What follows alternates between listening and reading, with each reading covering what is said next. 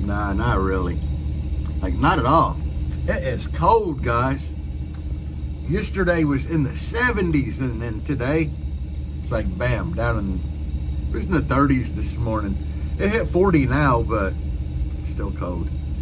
And, like, my heater ain't working at all. I did figure out what's wrong with it. I noticed that when I start driving, my temperature gauge doesn't go up really at all. It just gets barely over 100, which lets me know the thermostat's bad, because a thermostat can fail two ways. Either it can stay shut, which your car is going to overheat really quickly, or it can stay stuck open, and mine is stuck open, because normally the temp will rise to the thermostat set point where it opens, then it'll kind of dip down. Mine's just barely moving, which, yeah, it's blowing colder air than outside. Damn! But anyway, yeah, I want to give a big shout out to Scott Wiemet. His last name starts with a Q, guys, but he told me one time, he laid out, it's like we met or something like that. Yeah, but thank you, Scott. These bad boys, yeah, I have no Teflon tape now, and it's awesome. And then one of his buddies sent me another RTA. So now I have a backup if I break a glass. And then other than that, a big shout out to Tommy Lortz and his dad, Kevin. I think his name's Kevin. Yeah, I got a surprise box in the mail the other day and opened it, and it was full of beaver nuggets. Y'all know I like them Buc-ee's beaver nuggets. So, yeah, big shout out to them. Well, today's Saturday. It's cold. Tattoo business has been picking up, so I think people are getting some tax money, which is good, because I haven't even took my stuff to my accountant yet. Oh, I've been a bad old bear. Butters. If you know, you know. But yeah, man, I don't know what the weather's gonna be like tomorrow. It's my day off. I'm hoping it's like decently warm to where if I'm in the sun, it's comfortable, because I really need to go to Pick and Pull and cut a roof skin out of another Cherokee for this whole thing. That's on my list of stuff that I need to do. Possibly put a thermostat in here and then climb in back there and drill the holes and put my speaker terminals in.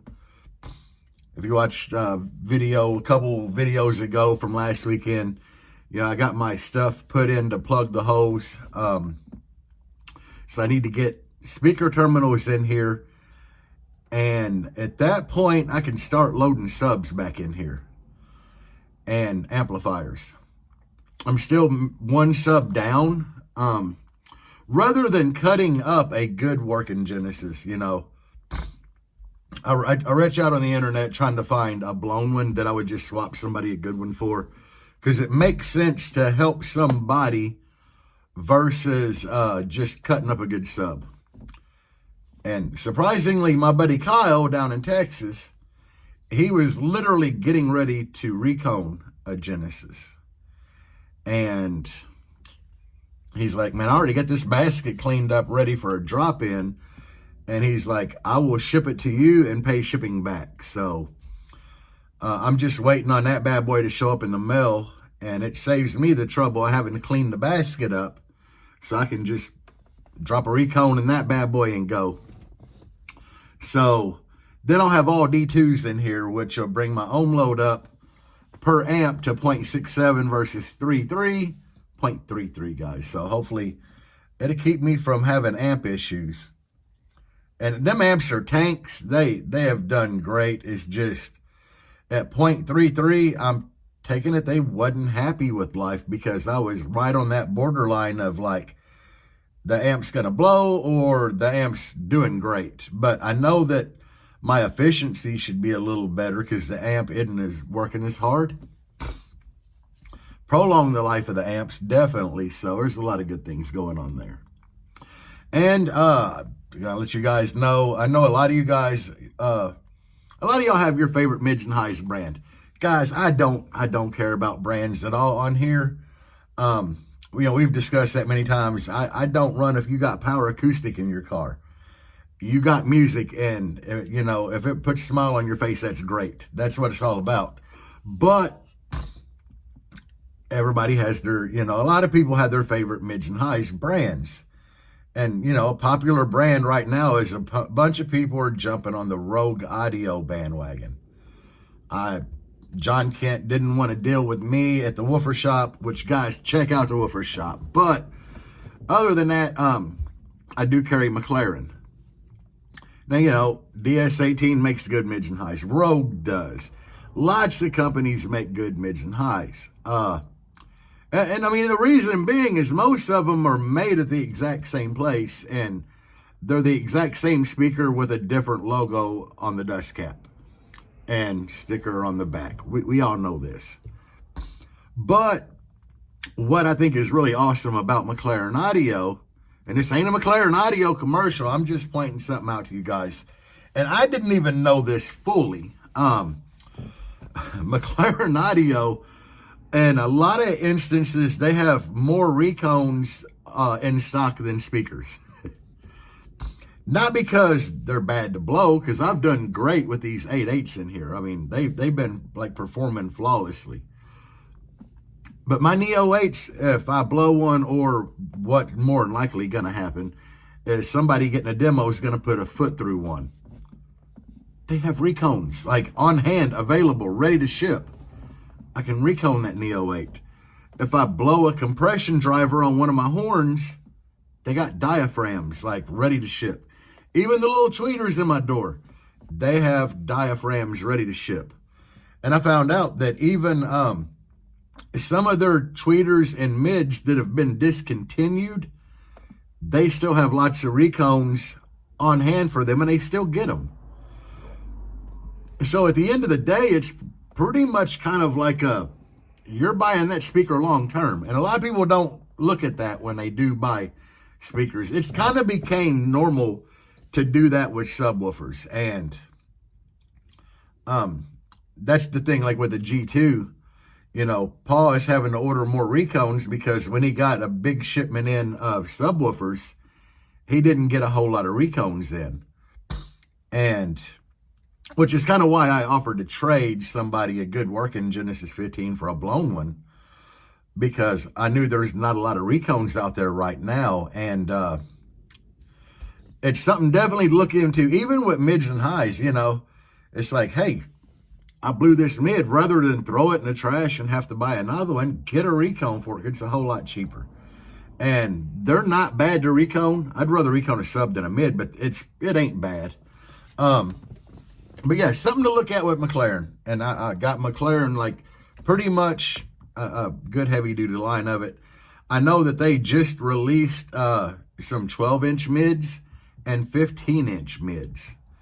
So if you want like some heavy duty mid bass, we got you guys. Pick up. I don't even know how to pronounce the word. Paul showed me a new mid bass they have, like cast aluminum basket and everything. A Pico, I don't know, but it's a bad boy. Anyway, yeah. Think about that when you're shopping for mid subwoofers. The rebuildability. I can't even speak English today. Rebuildability should play a major factor in your decision, because why would you want to invest like $80 into one mid, and Lord forbid somebody put a foot through it. I've had that happen a lot because it's a demo vehicle. People getting in and out, they don't care. Or you have something set wrong, or you give it a little too much juice, which I've done that too, wind up blowing it, and then you're like, damn, I gotta spend another $80 on another mid. Or you can spend like $20 on a recone kit for it, which makes a whole lot more sense.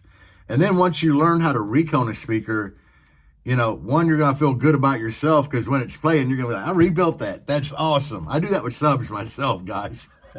Even when I rebuild subs for other people and I see them in the lane or giving a demo, I'm like, yeah, that thing's still going. Gives you a good sense of pride. But at the end of the day, it's saving you money. And I'm pretty sure there's other companies out there that offer recones. I know DS18 does have some recones for a lot of their stuff.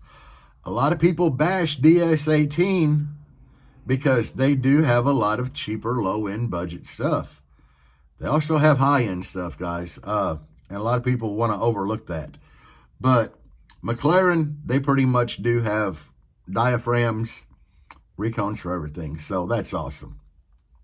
Anyway, that's all I got for you guys. Check out the woofer shop. I ain't made a sale in forever on there. And I understand, even with the tattooing business, you know, we call it the calm before the storm because a lot of people are waiting on tax money. And I think people are getting it because I was actually busy at tattoo shop yesterday. So I think today is going to be a good tattoo day, which is why I wore the fancy hat. But anyway, guys, I'm going to get off of here, man. Hopefully I get some stuff done this weekend, get some good content for you guys. But check out the woofer shop. I don't care if you've been there before. Go look again. I'm still trying to get DS18 loaded. Don't rush me, guys. It's yeah. But as a lot of people say, you know, like and share and subscribe to the channel. I don't know. Casey's Custom says that. And I wish I was set up more like Puddin' where I could tell you to check out all my merch, but we don't really have merch. So anyway, guys, peace out. And as always, bass on. Even when you feel low, you can still go. Even when you feel slow, you can still go. Even when there's no hope, you can still go. I never answer to no, man, I still go.